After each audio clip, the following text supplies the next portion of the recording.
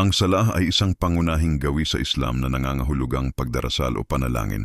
Sa konteksto ng Islam, ang salah ay isang mahalagang bahagi ng pananampalataya na tumutukoy sa pagdarasal na isinasagawa ng mga Muslim 5 beses sa isang araw.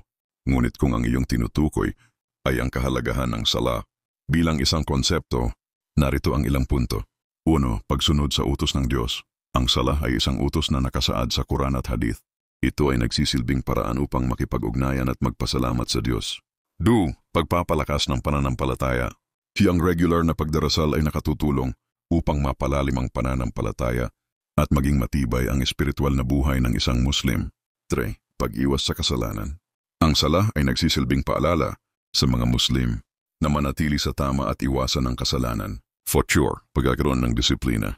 Ang pagtupad sa oras ng salah ay nagtuturo ng disiplina at organisasyon sa araw-araw na buhay. 5. Pagkakaisa ng komunidad. Ang sama-samang pagdarasal ay nagbubuklod sa mga Muslim bilang isang komunidad. Juma,